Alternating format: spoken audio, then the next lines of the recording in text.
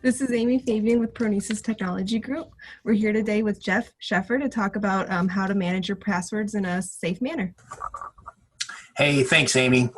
So, wanted to take an opportunity to get with you guys. Amy's been begging us to do this so that she can get this product properly marketed and make it available to everybody. This is a password management tool called My Password app.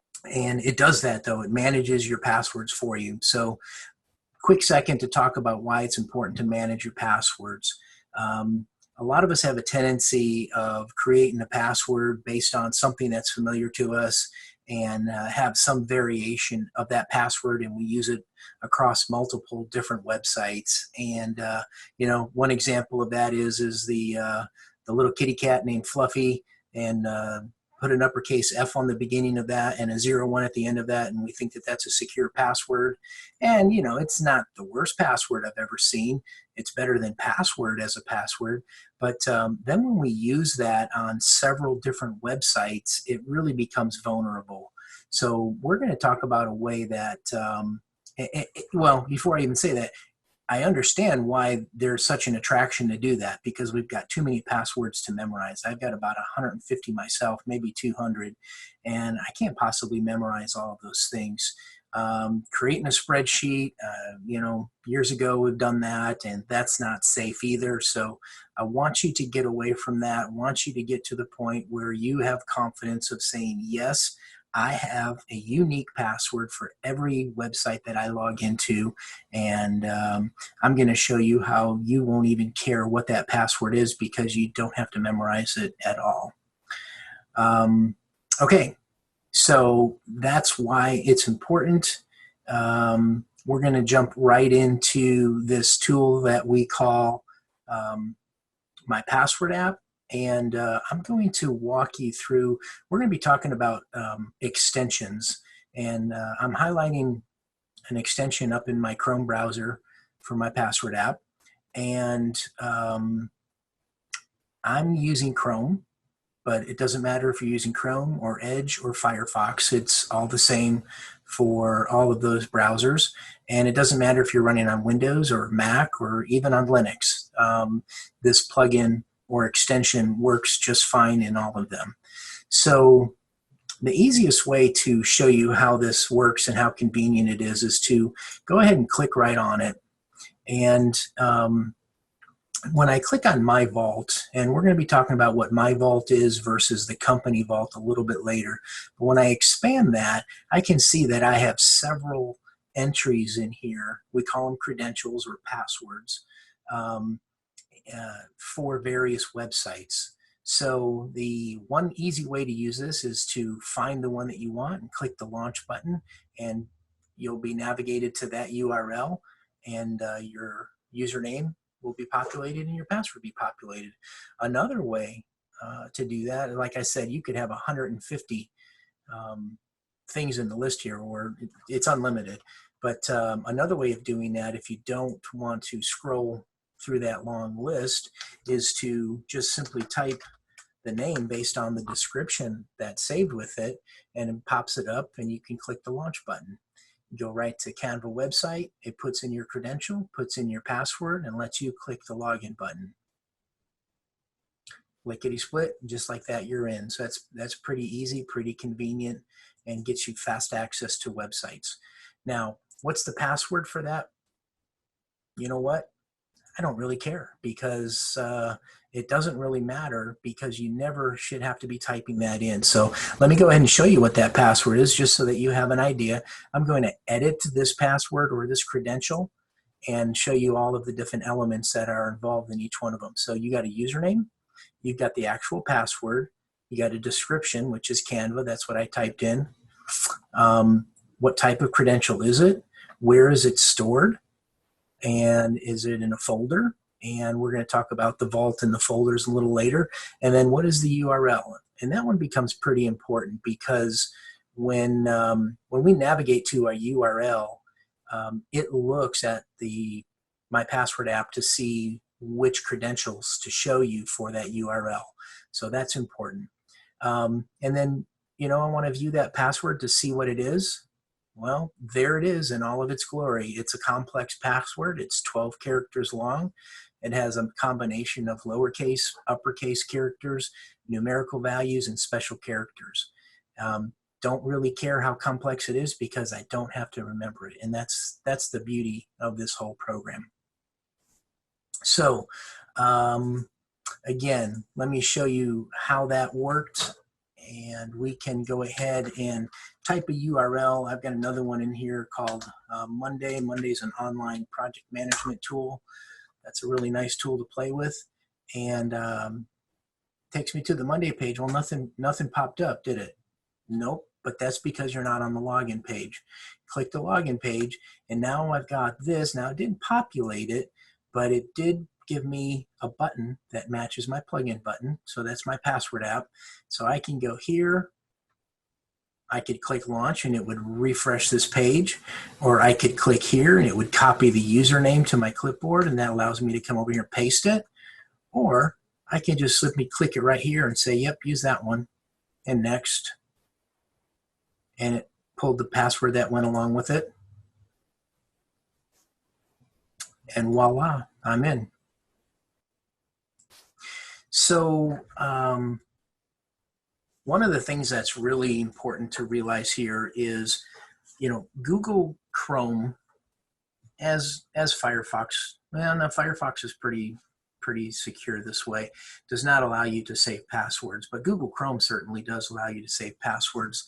And I can just do, let's see here, Chrome settings, passwords, and show you what your passwords look like when they're saved in Chrome.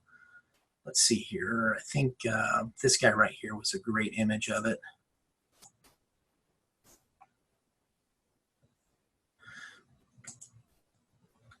So this page right here shows you your Chrome settings and what your entries look like in Chrome when you allow it to save your passwords. And a lot of people do this. It is not a very secure thing to do. So I highly recommend that you turn this off, this offer to save passwords, that you don't allow Chrome to do that for you. In fact, when you install our plugin, it will turn this off. And if I were to show you my settings right now in Chrome, privacy, and let's see, passwords, it says that Passportal is controlling this. You can see the familiar icon there. It has a different name other than my password app. But it's controlling the setting, and I'm not allowing the Chrome browser to manage those passwords for me. The other thing that's nice here, what makes it more secure than just Chrome, is something called 2FA or MFA. That's two-factor authentication or multi-factor authentication. And what that means is when I'm going to log out of my password app here, and when I log back into that, I have to go over here and get my password. This is the one password that you'll need to remember after moving to this system, is your password for the My Password app. That's the one thing that you'll have to remember, because you can't put the password for the password app inside the password app. That's not a good practice. But when I click login, I'm going to get a prompt for multi-factor authentication. I just got a text message on my cell phone, and you can do it fancier ways with like Google Authenticator or Authy or Duo or something like that, which are apps that allow similar functionality. But this is a way that you've just identified to the password app that you are who you say you are. It's tied to this phone number. Now, if you lose your phone, you're not going to be able to get in until we reset everything. So that's done for security purposes, so that your passwords can't get out.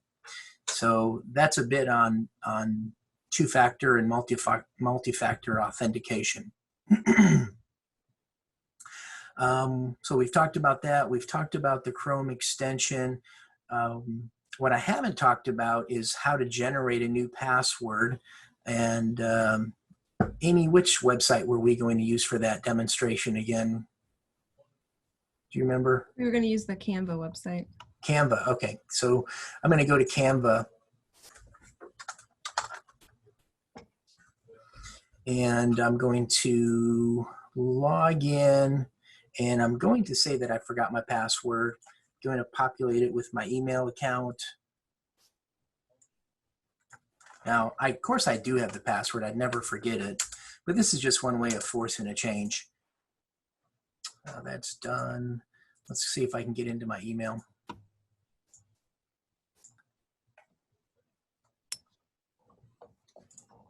And Canva email message should be in there to reset my password. And sure enough, there it is. I'll click the reset link and it takes me up and it's asking me for a new password.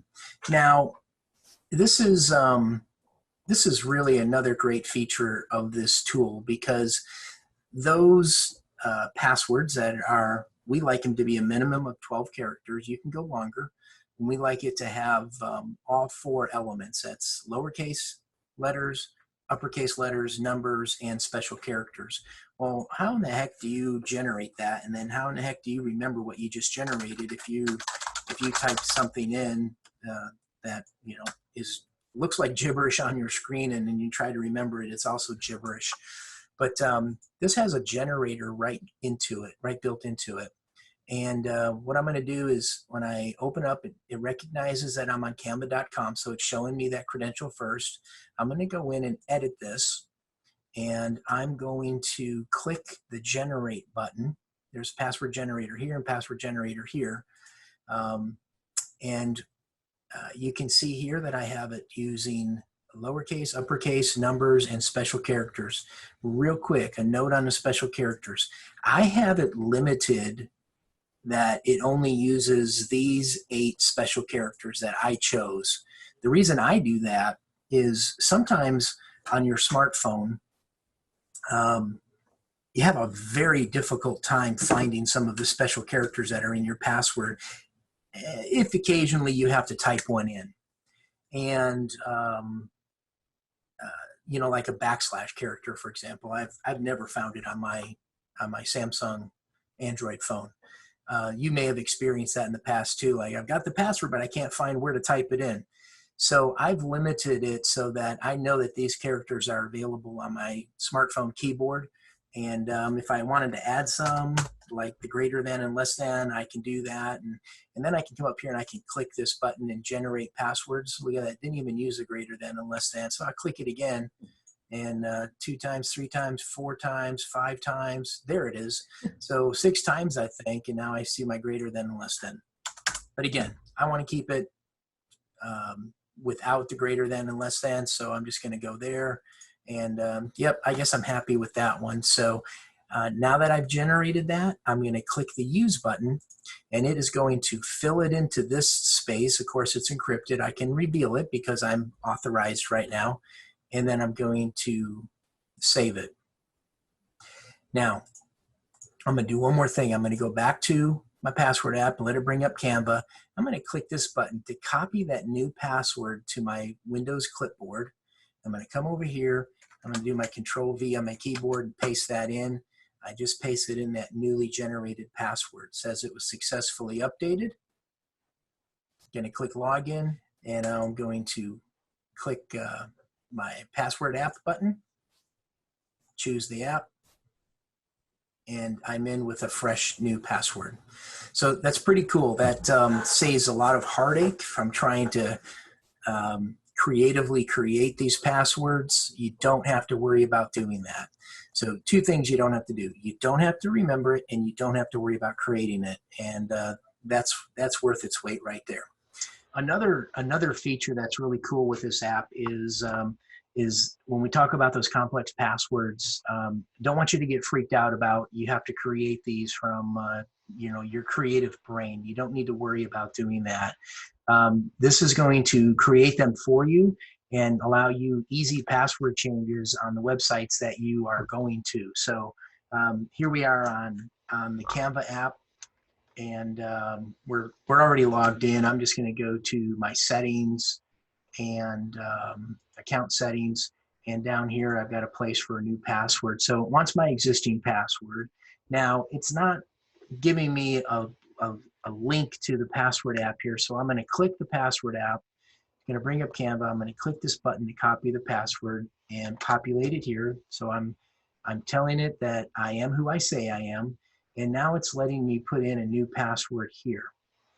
So I'm going to go to Canva, I'm going to edit this credential, I'm going to click my settings here and generate a new password, and I'm going to copy it, I'm going to use it, and then save it. And then I'm going to pop it in over here.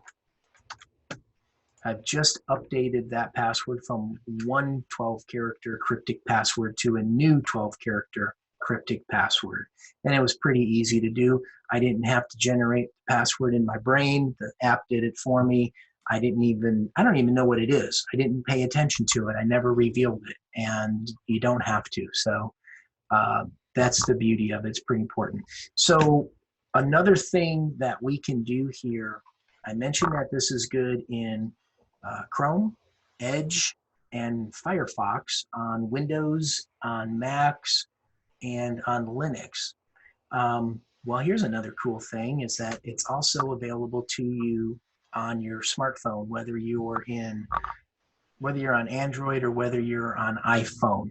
So here I've got my smartphone up on the screen for you to see, and you can see right in the center there, top in the middle, is my Passportal app. Again, I don't even really need to log into that very often. What I'm going to do is I'm going to go straight to LinkedIn, and it's asking me if I want to fill it in with my Passportal. So Passportal, by the way, let me just mention this is the trade name of this application. We call it My Password app. You're going to see it referenced as both, but don't let that freak you out. The icon is always consistent and the same. So whether you see Passportal or My Password app, it's the same thing. And I'm just going to click the button, and it's authenticated, and I'm going to choose a credential. Notice I had multiples there for LinkedIn, and sign in, and I am in on LinkedIn on my phone. So again, a beautiful, easy way to get into your apps in a secure fashion.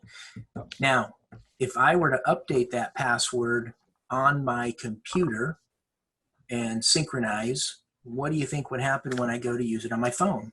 It's going to be the same password because it's stored in the cloud in a secure database, and it's going to be synchronized in all of the locations that I use it.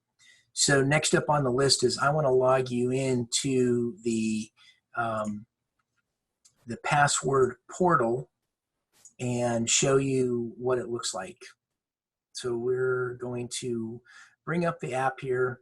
I'm going to click on the username button, launch the Passportal portal.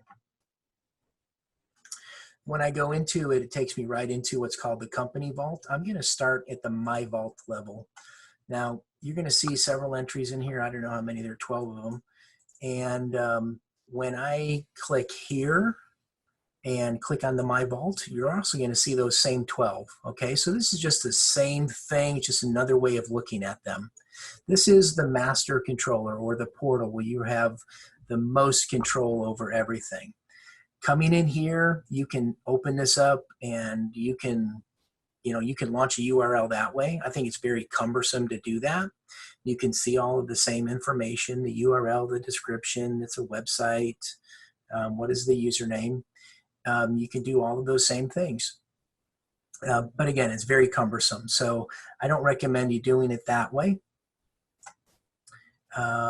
And the other thing that's really powerful here is if I have an account here, let's choose Tampa Bay Business Journals, and I would like to share that out, I can edit that, and I can choose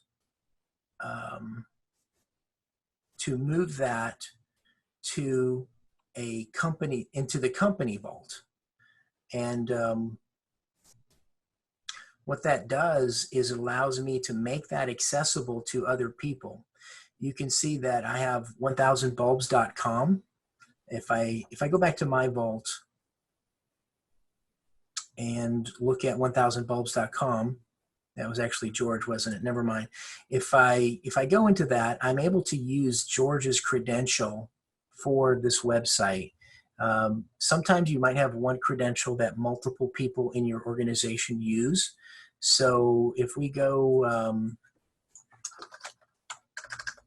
1000bulbs.com, and I want to log in here. I'm going to hit the Passportal button, and I have two options. One is I can log in as Jerry, one is I can log in as George. So that's a really powerful thing, because sometimes you have like, you might have a credit card on file with them or something like that tied to George that you need multiple people to be able to use.